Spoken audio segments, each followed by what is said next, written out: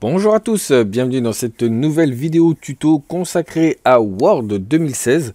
Donc aujourd'hui, on va voir comment créer une lettrine. Alors, qu'est-ce que c'est qu'une lettrine? C'est la première lettre d'un paragraphe qui va être plus gros, on va dire, que le reste du texte.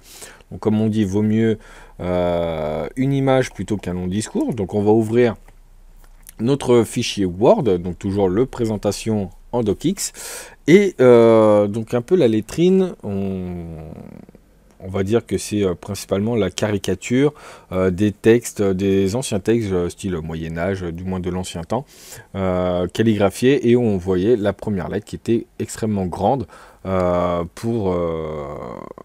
début de paragraphe.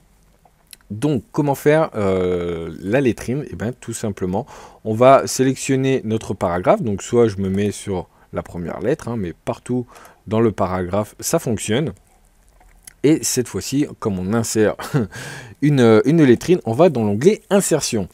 Hashtag la vidéo précédente où je me suis fail. Donc, nous sommes dans l'onglet Insertion. Il faudrait que je vous montre aussi le tableau, c'est pas mal.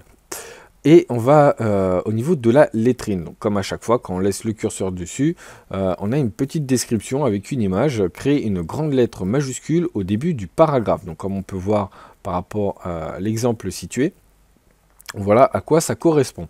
Donc, on va cliquer dessus, hein, étant donné qu'on a un petit triangle, ça veut dire qu'il y a un menu contextuel. Donc, aucun, c'est la présentation qu'il y a à l'heure actuelle.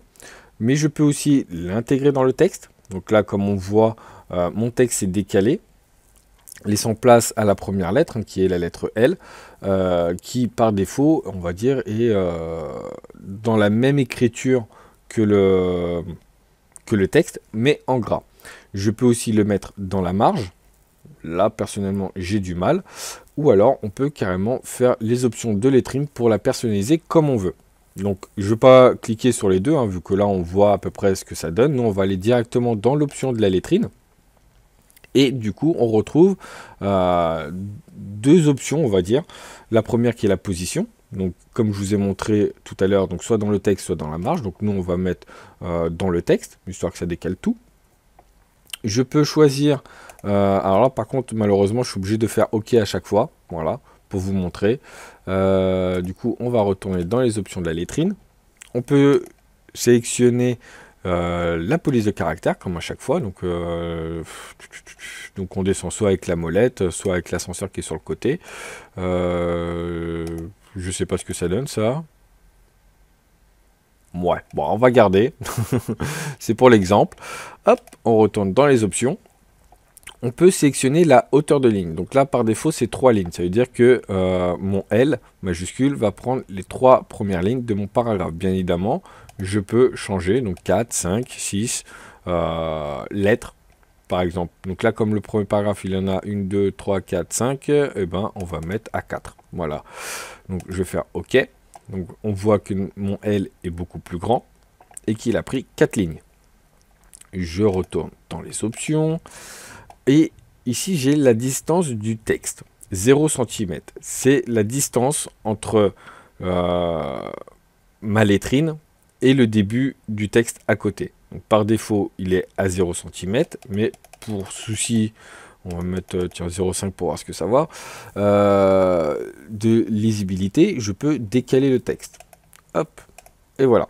Donc là, on peut voir que j'ai un petit espace entre ma lettrine et mon texte pour plus de visibilité. Bon, 0,5 c'est peut-être un peu trop. Non, on va peut-être changer à 0,2. Voilà. Là déjà c'est un peu mieux au niveau de la visibilité. Bien évidemment, donc là j'ai changé la police de caractère, mais si je clique dessus, donc là j'ai un curseur, je peux retourner dans Accueil. Je retrouve la police de caractère que j'ai choisie précédemment avec donc là la dimension. Donc là vaut mieux pas y toucher vu que du coup c'est la hauteur de ligne, mais je peux admettons changer la couleur. Donc on va prendre tiens, un petit rouge. Non, si j'ai pas sélectionné mon texte ça va pas le faire. Voilà. Donc là du coup j'ai la première lettre qui est en rouge. Je peux bien évidemment barrer hein, si je veux. Bon là c'est pas trop le but. Je peux lui mettre un effet de texte. On va lui mettre avec une petite transparence, histoire de faire joli. Hop là. Ah oui, mais du coup, il me l'a remis, il me l'a remis en bleu. Si je remets en rouge, ça fonctionne. Voilà, un petit effet de transparence sur mon filigrane. Voilà, donc une vidéo certes rapide, hein, mais il n'y a pas beaucoup plus à dire sur la filigrane.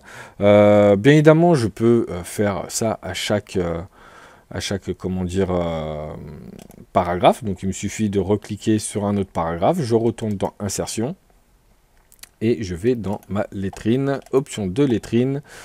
Et il faut que je remette bien évidemment les mêmes. Hop. Ah bah tiens, je vais essayer un truc.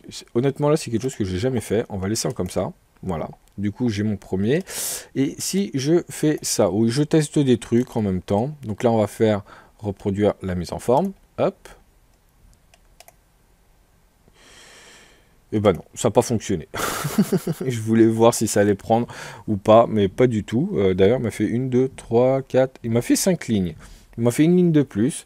Je voulais voir si on pouvait reproduire la mise en forme. Bon, peut-être que je me débrouille pas comme il faut. Bien évidemment, quand on sélectionne le texte, on a accès directement aux paramètres, hein, avec la petite surbrillance qui vient d'apparaître.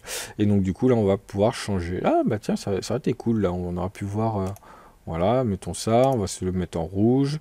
Et puis voilà, donc là, voilà, une autre forme de lettrine. Donc voilà, j'espère que cette vidéo vous aura intéressé. N'hésitez pas, le petit j'aime et le petit commentaire en dessous de vidéo si vous avez des questions à poser. Et pour ceux qui n'ont pas de compte Google, vous pouvez toujours m'écrire à l'adresse lestutos.gmail.com. Je vous souhaite une bonne journée et je vous dis à la semaine prochaine. Ciao, ciao, bye bye.